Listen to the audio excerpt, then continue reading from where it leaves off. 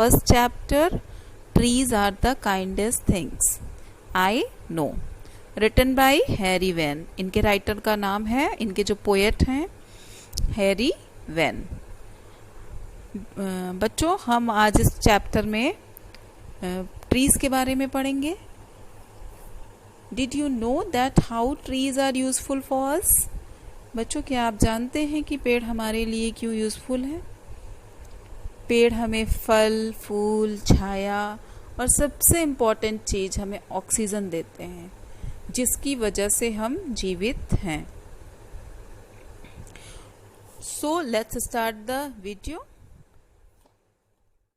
These are the kindest things I know.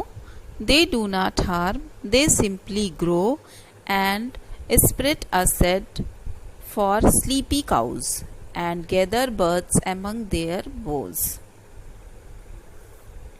यहाँ जो आई use हुआ है इस पोएम में वो कवि के लिए है, यानी पोएट के लिए यूज़ हुआ है।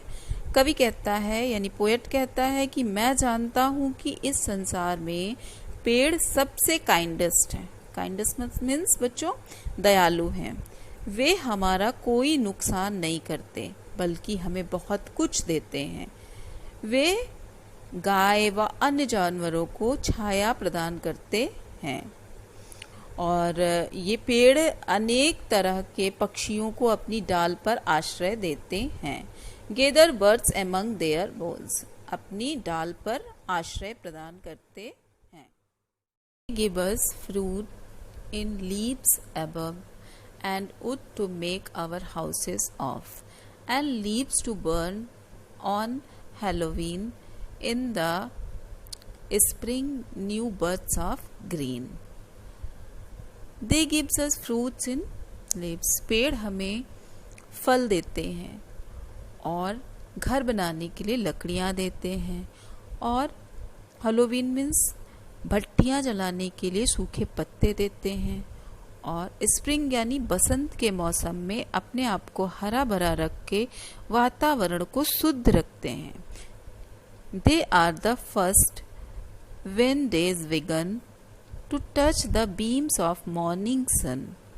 They are the last to hold the light when evening changed into night.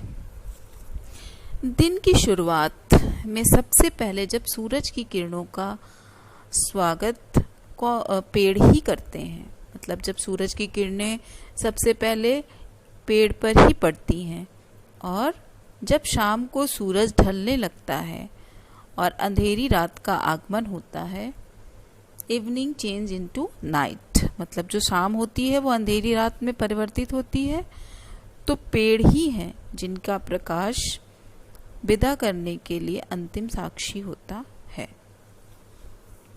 And when the moon floats on the sky, they hum a drowsy lullaby of sleepy children long ago. Trees are the kindest things I know.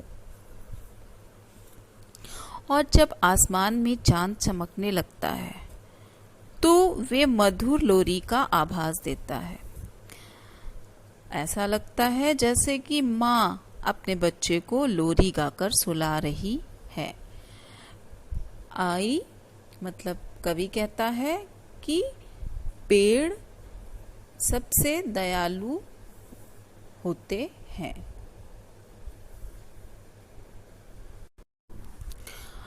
So your chapter is completed. Now listen carefully again and again. Thank you.